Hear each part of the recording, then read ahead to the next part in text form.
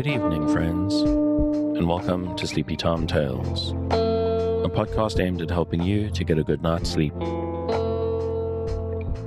you find your mind troubled with the stresses of modern life, especially when the lights are out and you're trying to get a restful night? Does your spinning mind keep you awake? Follow my voice down the path towards a good night's rest. Listen to me tell a story that will keep your mind from wandering to your daytime problems. The ones you can't solve right now and will be easier to solve while rested. Listen to my voice and allow yourself to drift, following the twists and turns of the story, but slowly letting go and drifting into sleep. Let my voice wash over you at a comfortable volume and allow yourself to be distracted from the stresses and worries that play on your mind. Whether you need help falling asleep or going back to sleep in the middle of the night, you can trust me to keep you company and help you to wake up tomorrow in a rested state. You may need to try out Sleepy Time Tales for a few nights to get used to this slightly strange idea, but I believe it will be well worth your while. I'm here to work with you, to create a safe space, a cocoon in which you can curl up and allow nature to take its course. So settle down, relax, and allow yourself to get lost in my telling of tonight's story. Before we get to tonight's reading, I'd like to ask for a few minutes of your time. Sleepy Time Tales is purely a listener-supported podcast. I can only keep it going and pay for the services and tools that I use, and justify the time that I spend on it thanks to the generosity of listeners like you. So if you listen to Sleepy Time Tales and you find it helps you to get a good night, and you would like to help keep it going out to thousands of insomniacs just like you, please consider supporting it on the Patreon at patreon.com/sleepytimetales. This is monthly support that helps me keep the lights on and gets you fun bonuses based on your contribution level. So go along there, take a look, and sign up if you're interested. And if monthly seems like a big ask, which I can completely understand, you can also make once-off tips to the tip jar on the website. And if you'd like to help out the podcast without having to do so financially, you can do a lot to help me out just by spreading the word. Whether in person or on social media, if you think there's someone you know who will benefit from listening to Sleepy Time Tales, just let them know about it. And that's enough of that. Let's get to learning about the emperors of the Eastern Roman Empire. We return this week to periods of European history, period 476 to 918, The Dark Ages, by Charles Oman. Chapter 3. The Emperors at Constantinople, 476 to 527. At Rome, the emperors of the third quarter of the 5th century, all the ephemeral Caesars whose blood-stained annals fill the space between the death of Valentinian III and the usurpation of Odoacer, had been the mere creatures of the barbarian, or semi-barbarian patricians, and masters of the soldiers to whom they owed alike their elevations and their untimely ends. The history of those troubled years would be more logically arranged under the names of the Caesar makers, Ricimer, Gundobad, Orestes, than under those of the unhappy puppets whom they manipulated. But when we turn our eyes eastward to Constantinople, we are surprised to find how entirely different was the aspect of affairs. The Western Empire was rapidly falling to pieces, province after province dropping out of the power of the emperor, and becoming part of the realm of some Gothic, Burgundian, or Vandal prince, who paid the most shadowy homage, or no homage at all, to the ephemeral Caesar at Rome. The Eastern Empire, on the other hand, maintained its boundaries intact, and was slowly building up its strength for renewed activity in the next century. While 9 emperors' reigns filled no more than 21 years at Rome, 455 to 476, 2 emperors were reigning for 34 years, 457 to 591 on the Bosphorus. And the character of the rulers of the East and West were as different as their fates. The short-lived Roman Caesars were either impotent nobodies raised to the throne by the caprice of the barbarian, or ambitious young soldiers who vainly dreamed that they might yet redeem the evil day and save the state.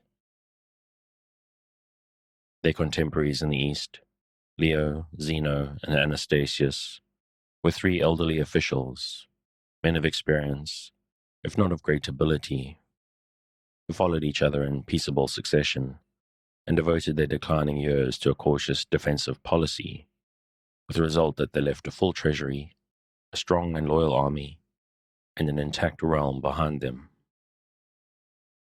At the beginning of the 5th century, the eastern half of the empire had seemed no less likely than the western to fall under the dominion of the barbarian and crumble to pieces. The Goths were cantoned all over Thrace, Mysia, and Asia Minor, and the Gothic general Gainas had taken possession of the person and authority of the Emperor Arcadius. Had he been a man of greater ability, he might have made and unmade emperors, as Ricimer afterwards did in the West. But the schemes of Gainas were wrecked, and the empire saved by the great riot at Constantinople in 401, when the Gothic foederati were massacred and their leader chased away by the infuriated populace, who thus saved not only their own homes, but the whole East from the danger of Gothic domination.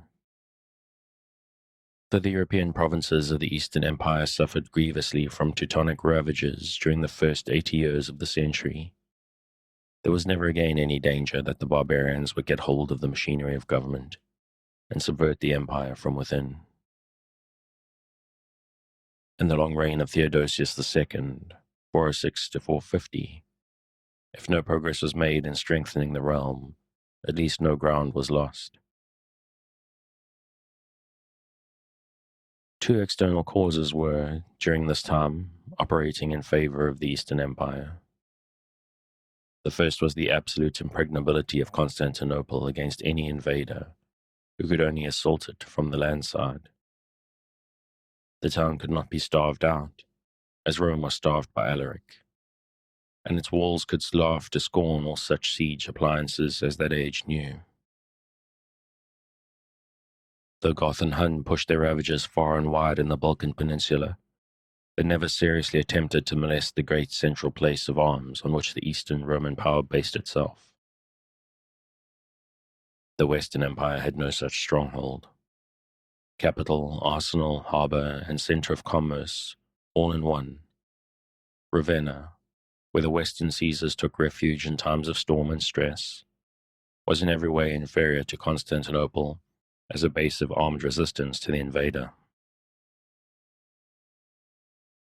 Though its marshes made it strong, it did not cover or protect any considerable tract of country, and was just far enough from its harbour to allow of an enemy cutting off of its supplies.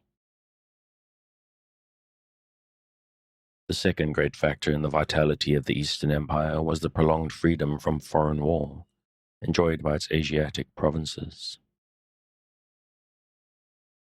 After the revolt of Gainas in 401, the Goths disappeared from Asia Minor, and no other invaders made any serious breach into that peninsula, into Syria, or into Egypt for 140 years. Two short Persian wars, in 420 to 421 and 502 to 509, led to nothing worse than partial ravages on the Mesopotamian frontier. It is true that the Asiatic provinces of the empire were not altogether spared by the sword in the 5th century, but such troubles as they suffered were due to native revolts, chiefly of the Isaurians among the mountains of southern Asia Minor. These risings were local and led to no very widespread damage, nor was the fighting caused by the revolts of the rebel emperors Basiliscus and Leontius on the reign of Zeno much more destructive. On the whole, the four oriental dioceses of the Eastern Empire must have enjoyed a far greater measure of peace and prosperity than they had known, or were to know, in the previous and the succeeding ages. It was their wealth, duly garnered into the imperial treasury, that made the emperors strong to defend their European possessions. We shall soon see that their military resources were also to count in a most effective way in the reorganization of the East Roman army. But the strength of Constantinople and the wealth of Asia might have proved of no avail had they fallen into the hands of a series of emperors like Honorius or Valentinian III. We must in common fairness grant that the personal characters of the emperors Leo I, Zeno, and Anastasius I had also the most important influence on the empire. These three cautious, persistent, and careful princes, who neither endangered the empire by over-great enterprise and ambition, nor let it fall to pieces by want of energy, were exactly the men most fitted to tide over a time of transition. Leo, the first of these three emperors, was already dead when Romulus Augustulus was deposed in the west.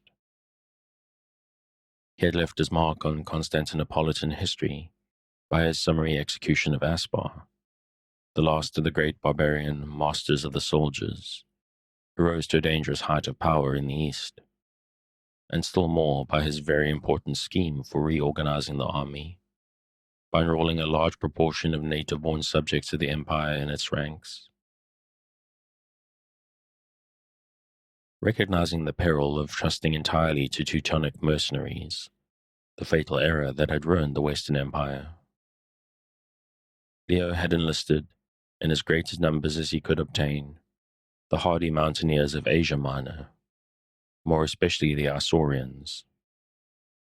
His predecessors had distrusted their unruly and predatory habits, but Leo saw that they supplied good and trustworthy fighting material, and dealt with them as the elder Pitt dealt with the Highlanders after the rebellion of 1745, teaching them to be used in the service of the government, the wild courage that they had so often been turned against it.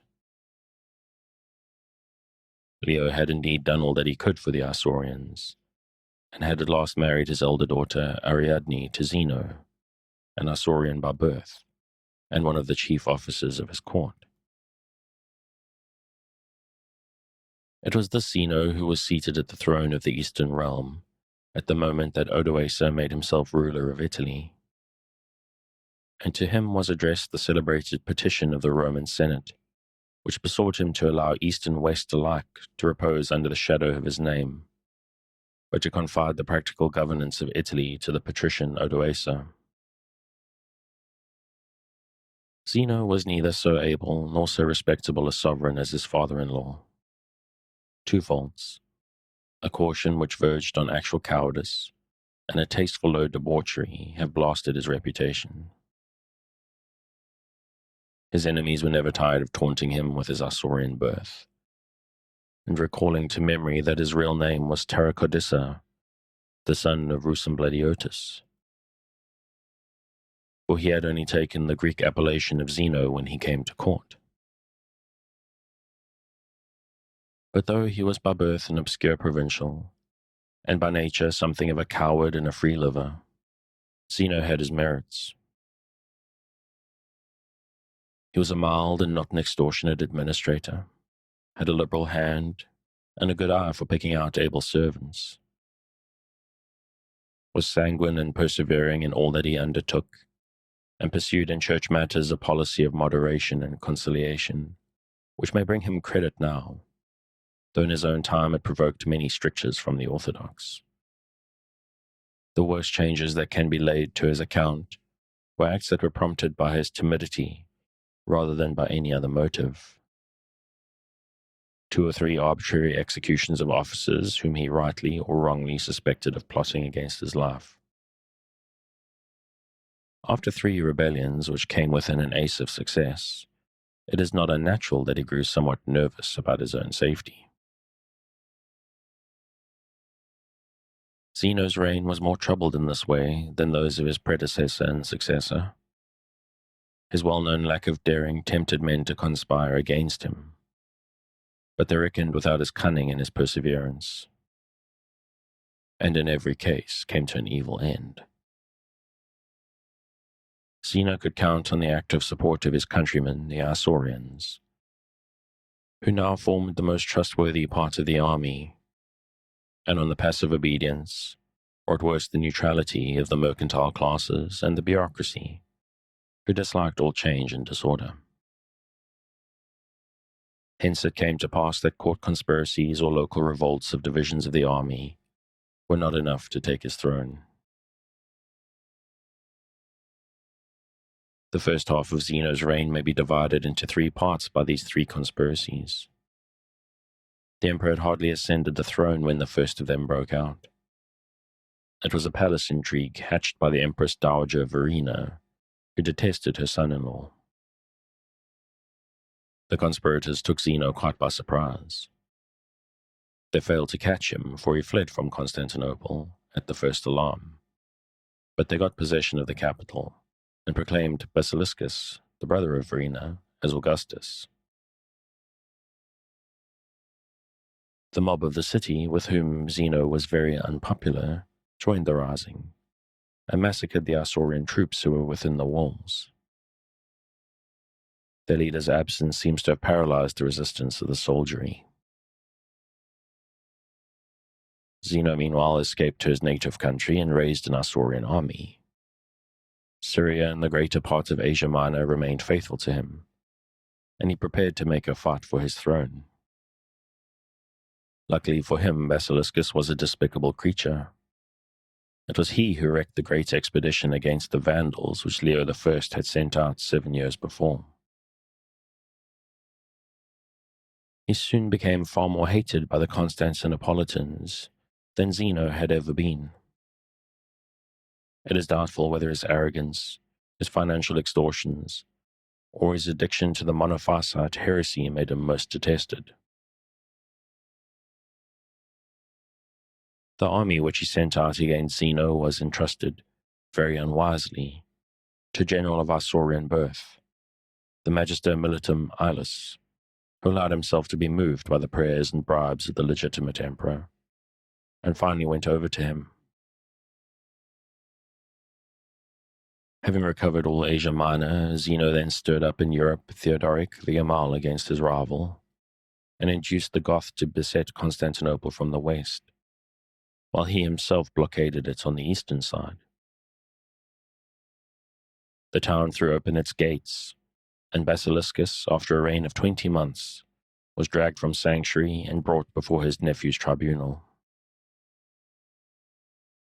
Zeno promised that his blood should not be shed, but sent him and his sons to a desolate castle in Cappadocia, among the mountain snows, where they were given such scanty food and raiment in their solitary confinement, that ere long they died of privation in 477.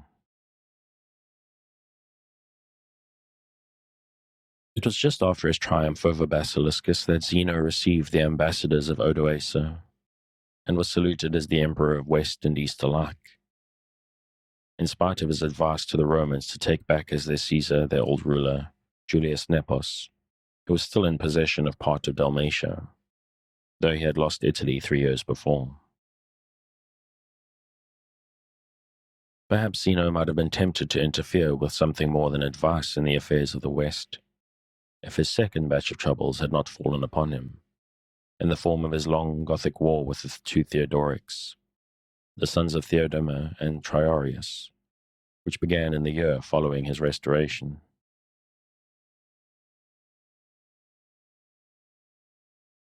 The Ostrogoths had never gone westward, like their kinsmen the Visigoths.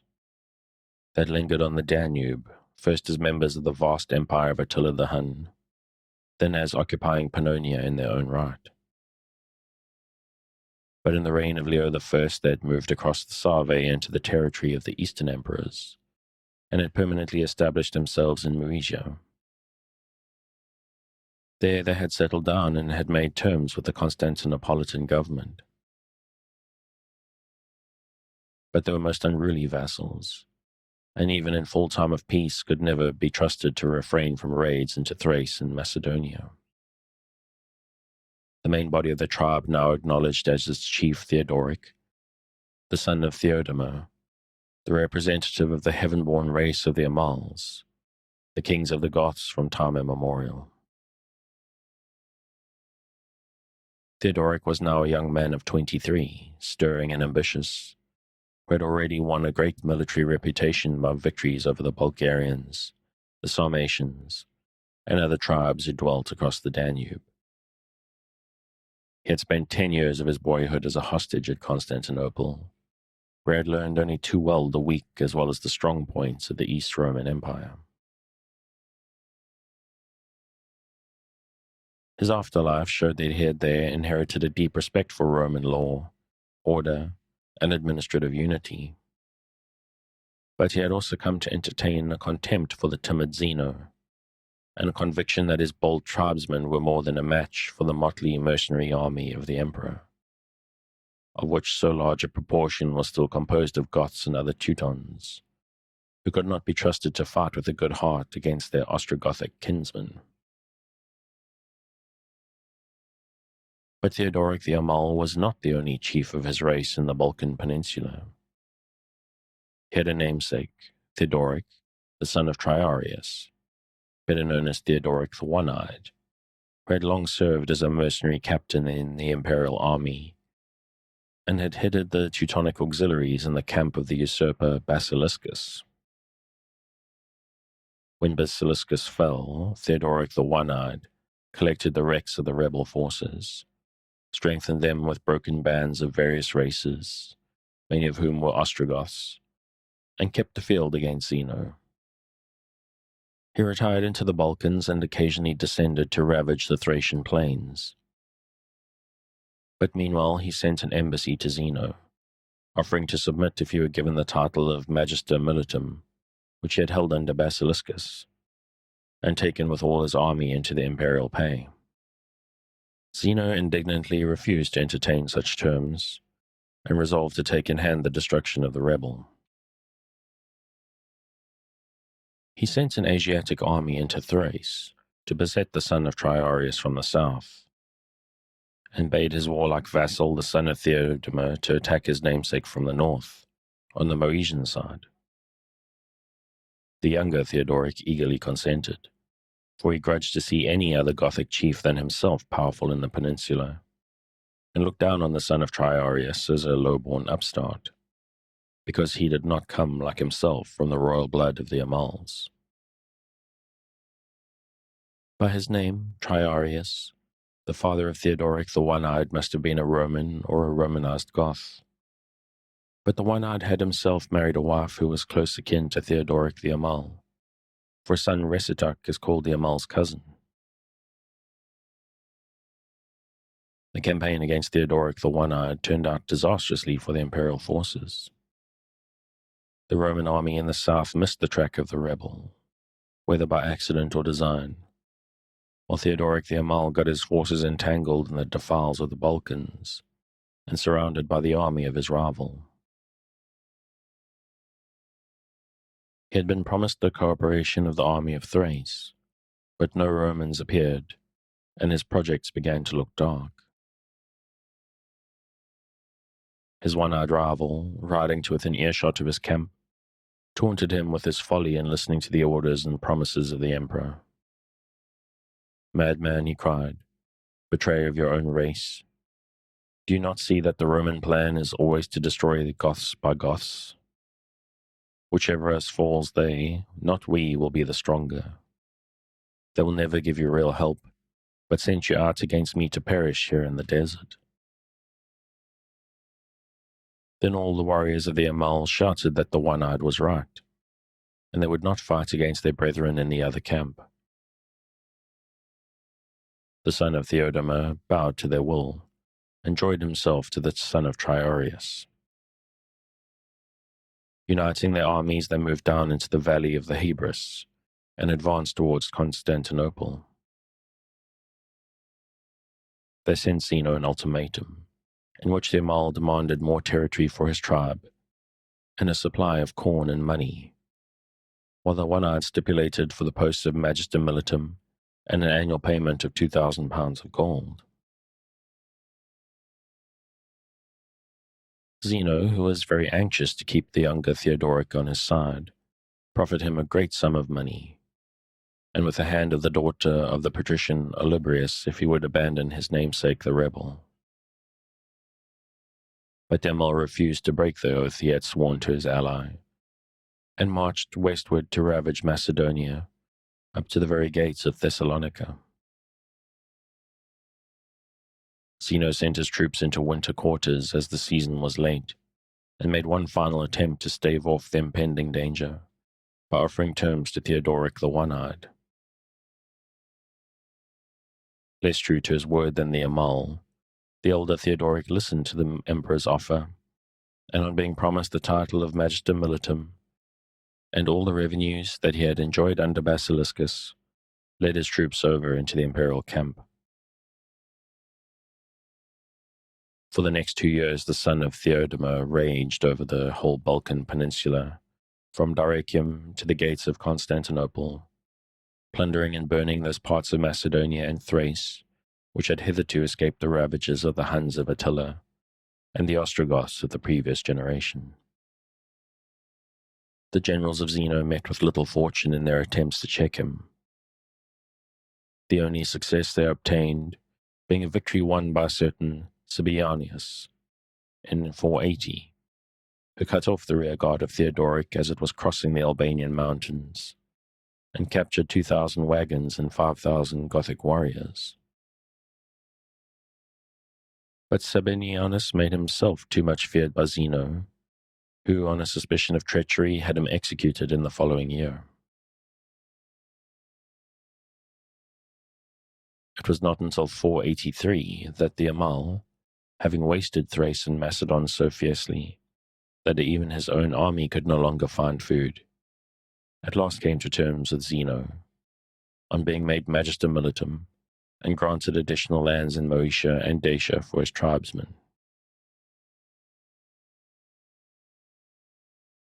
The son of Triarius had died a year earlier. He had again burst out into insurrection against the emperor, and was mustering an army on the Thracian coast when he was slain in a strange manner. A restive horse threw him against a spear which was standing by the door of his tent, and he was pierced to the heart. His son Resitac continued the rebellion, but Theodoric the Amal, who wished to see no other Gothic chief but himself in the Balkan peninsula, slew the young man and incorporated his warriors within the main body of the Ostrogoths. The utter helplessness which Zeno showed in dealing with the two Theodorics may be attributed in a large measure to his troubles at home. In 479, the year when he had failed to support Theodoric the Amal in the Balkans, his throne had nearly been overturned by a rising in Constantinople. Marcianus and Procopius, the two sons of Anthemius, the late emperor of the West, who were popular with the citizens of the capital, formed a plot for overthrowing the emperor, in which they enlisted many men of importance. They surprised the palace and massacred the bodyguard, but Zeno escaped, brought over his faithful Isaurians from Asia, and crushed the rebellions after a vigorous street fight. In 482-3, he had a prolonged misunderstanding with his commander-in-chief Ilus, the Isaurian general who had put down the rebellion of Basiliscus 5 years before. Zeno neither banished nor fully trusted him. He left him in office, but was nervously on his guard and always thwarting his minister. It is said that with or without his consent, the Empress Ariadne endeavored to procure the assassination of Ilus. In 483, the year in which Theodoric the Amal made his peace with Zeno, a certain Leontius raised a rebellion in Syria. Ilus, who was sent to put him down, had grown tired of serving his suspicious and ungrateful master, and joined in the revolt. He and Leontius seized Antioch, where the latter was proclaimed emperor, and got possession of Cappadocia, Cilicia, and northern Syria. It is said that they designed to re-establish paganism, a project which seems absolutely incredible at the very end of the 5th century, when the heathen were no more than a forlorn remnant scattered among a zealous Christian population. The Empress Dowager Verena, who was living in exile in Cappadocia, joined herself to them and adopted Leontius as her son. But the rebels took more practical measures to support their cause when they applied for aid to Odoacer, the king in Italy, and to the Persian monarch Balas. Both promised aid, but before they could send it, Zeno had put the rebellion down. He induced his late enemy Theodoric to join his army, and the Goths and Isaurians combined easily got the better of Leontius. Syria submitted, and the rebel emperor and Elis, after a long and desperate defense in a castle in Cappadocia, were taken and slain. This fort, it is called Castellum Pepiri, is said to have held out for the incredibly long period of 4 years, after all the rest of the rebellious districts had been subdued, and only to have fallen by treachery. Zeno enjoyed comparative peace after Leontius's rebellion had been crushed, and was still more fortunate when in 488 he induced Theodoric the Amal to move his Ostrogoths out of Moesia and go forth to conquer Italy. How Theodoric fared in Italy we have already related. His departure was of enormous benefit to the empire, and for the first time since his accession, Zeno was now able to exercise a real authority over his European provinces. They were left to him in a most fearful state of desolation. 10 years of war, ranging over the whole tract south of the Danube and north of Mount Olympus, had reduced the land to a wilderness. Whole districts were stripped bare of their inhabitants, and great gaps of waste territory were inviting new enemies to enter the Balkan Peninsula and occupy the deserted countryside. North of the Balkans, the whole provincial population seems to have been well-nigh exterminated. When the Ostrogoths abandoned the country, there was nothing left between the mountains and the Danube, but a few military posts and their garrisons. Nor was the country replenished with inhabitants till the Slavs spread over the land in the succeeding age. Illyria and Macedonia had not fared so badly, but the net result of the century of Gothic occupation in the Balkan Peninsula had been to thin down to a fearful extent the Latin-speaking population of the Eastern Empire. All the inland of Thrace, Moesia, and Illyricum had hitherto employed the Latin tongue. The entire empire became far more Asiatic and Greek than it had been before. When the Ostrogoths migrated to Italy, the empire acquired a new set of neighbors on its northern frontier.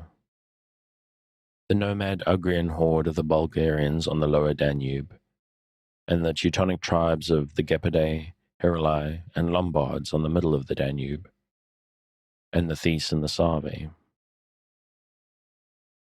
Contrary to what might have been expected, none of these races pushed past the barrier of Roman forts along the river to occupy Moesia. They vexed the empire with nothing worse than occasional raids, and did not come to settle within its limits. Zeno's ecclesiastical policy demands a word of notice. He was himself orthodox, but not fanatical. The church at the moment being grievously divided by the monophysite schism into which the churches of Egypt and Palestine had attached themselves.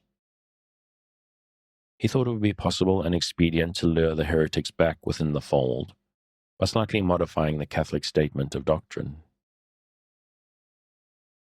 In 482, though he was in the midst of his struggle with Theodoric the Amal, he found time to draft his Henoticon, or Edict of Comprehension. The monophysites held that there was but one nature in our Lord, as opposed to the orthodox view that both the human and the divine element were fully present in his person. Zeno put into his Henoticon a distinct statement that Christ was both God and man, but did not insert the words two natures, which formed the orthodox shibboleth. But his well-meant scheme fell utterly flat. The heretics were not satisfied and refused to conform, while the Catholics held that it was a weak concession to heterodoxy and condemned Zeno for playing with schism. The patriarch Acacius, who had assisted him to draft the Henoticon, was excommunicated by the Bishop of Rome, and the churches of Italy and Constantinople were out of communion for more than 30 years, owing to an edict that it had been intended to unite and not to divide. The last years of Zeno's reign were far more undisturbed by war and rebellion than its early part. He survived till 491, where he died of epilepsy, leaving no heir to inherit his throne. He had had 2 sons named Leo and Zeno. The first had died while still a child in 474. The second killed himself by evil living, when on the threshold of manhood, long ere his father's death.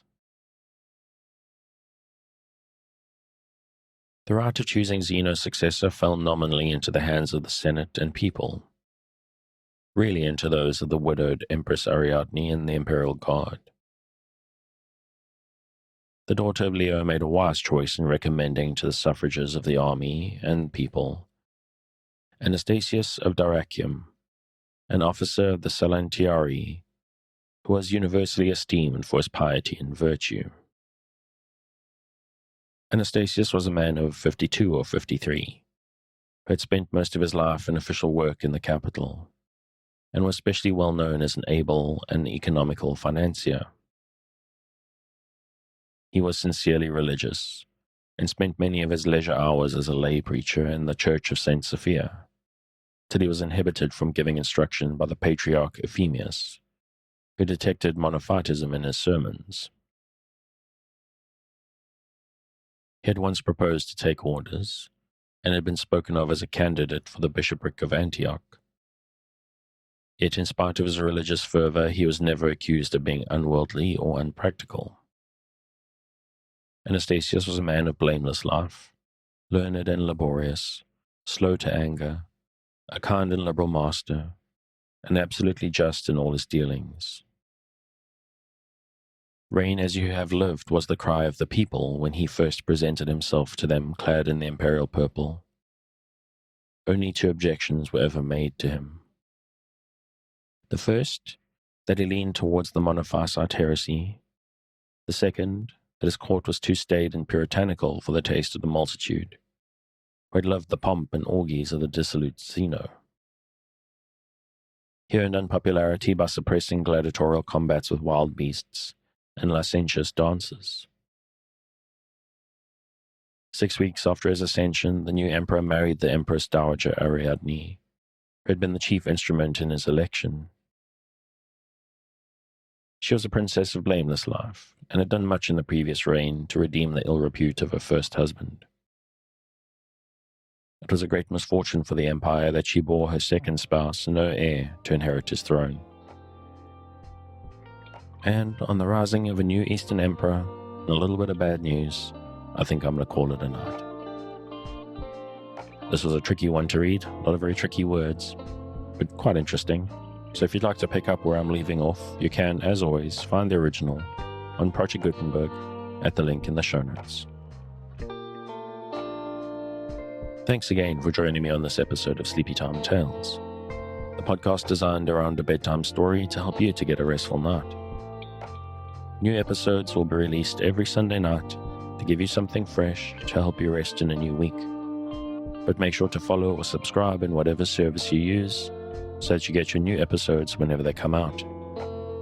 Good night and sweet dreams.